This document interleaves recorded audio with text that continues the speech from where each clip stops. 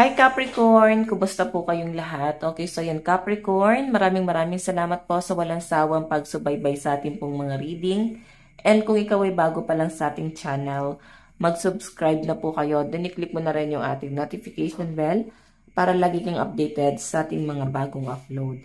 So guys, sa mga interesado naman po sa ating private reading, nasa description box below yung link ng aking Facebook. Message nyo na lang ako guys, okay? So yan, tignan natin Capricorn life update, no? Ano na ba yung ganap sa inyo? Capricorn, Sun, Moon, Rising, and Venus sign. Capricorn, Sun, Moon, Rising, and Venus sign. Energy po ni Capricorn.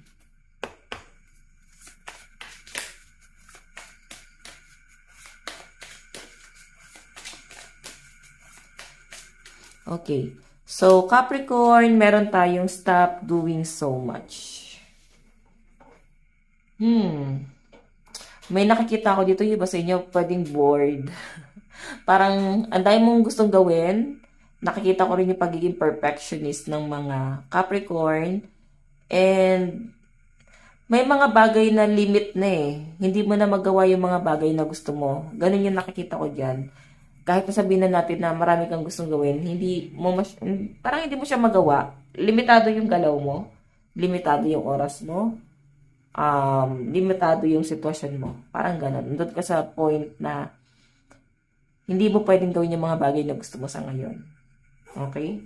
So, nakikita ko yung pag-a-adjust na ginagawa ng mga Gemini ngayon.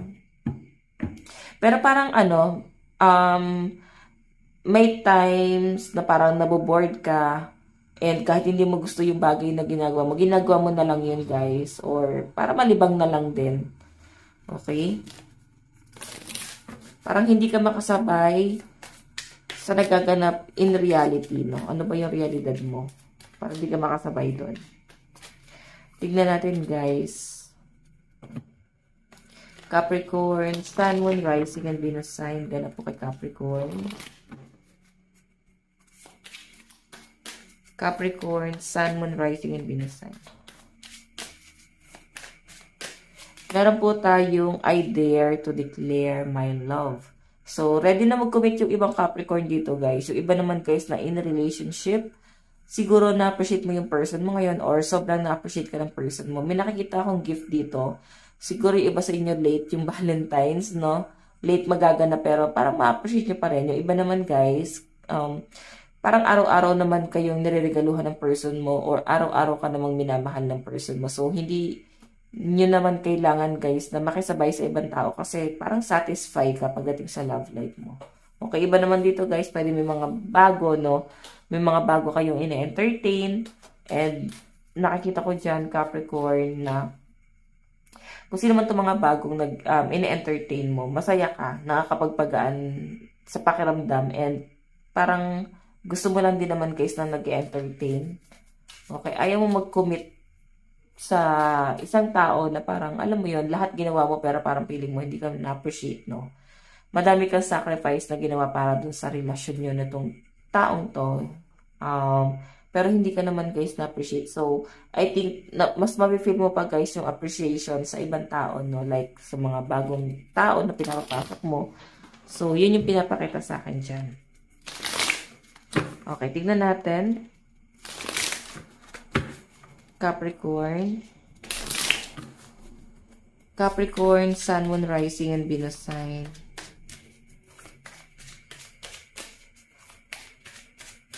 Meron po tayong stop repeating the same thing again. So, Capricorn, ang sinasabi dito, meron pa ulit-ulit, no? Meron kang pa ulit-ulit na ginagawa, pa ulit-ulit na pagkakamali.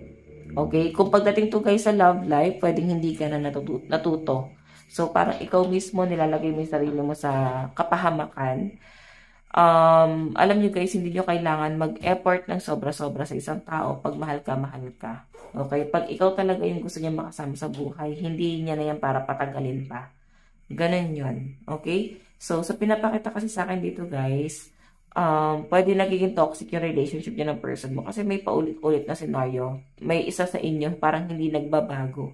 Or pwede itong person mo, wala siyang pagbabagong ginagawa sa buhay niya. or na hindi mo man lang guys makita na may plano siya para sa relasyon nyo. Okay? So, parang paulit-ulit lang siya guys hihingi ng tawad. Paulit-ulit lang din siya guys sa mga pangako niya na hanggang ngayon guys, napapako. Hindi siya guys natutupad. Okay? So, nasa inyo naman yan Capricorn. Tignan pa natin Capricorn, Sun, Moon, Rising, and Venus sign. Meron po tayong let's go out of our comfort zone. So, Capricorn, ayan, nandiyan ka na sa comfort zone mo. Parang nag-stay ka lang dyan. Or iba sa inyo guys, may malinaw na energy dito na parang walang trabaho, no? Hindi ka makalabas sa comfort zone mo or hindi mo kayang mag-apply. Hindi mo parang hindi mo kayang lumipat ng company. So, natitiis ka sa kung nasan ka ngayon. Ganun yung pinapakita sa akin dito. Okay, so sinasabi lang guys na kailangan mo lumabas sa comfort zone mo kasi baka merong mas magandang opportunity na paparating sa inyo kaysa sa opportunity na meron ka ngayon. Baka hindi ka na-explore. Parang ikaw mismo hindi mo hinahayaan yung sarili mo na mag-explore kasi parang may takot eh. Okay? Ayan. Hindi ka yan guys, mag-i-improve kung wala kang gagawing improvement sa sarili mo. Ayan, tingnan natin.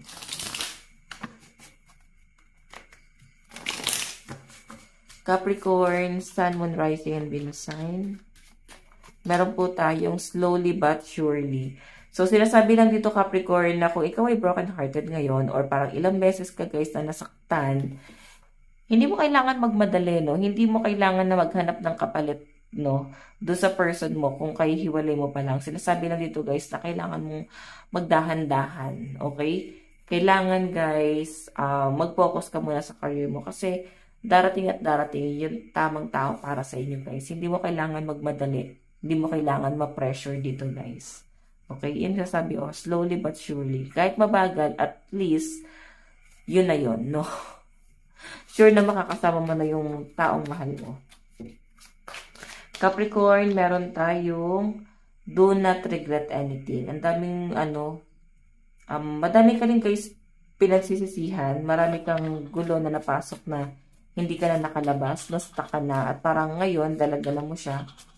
Capricorn, kumbaga, ayun, may tuka pa. Okay. Ayan, pinost ko lang guys, kasi maingay, no? May maingay na, doon sa kabilang, kapitbahay. May tuko ata.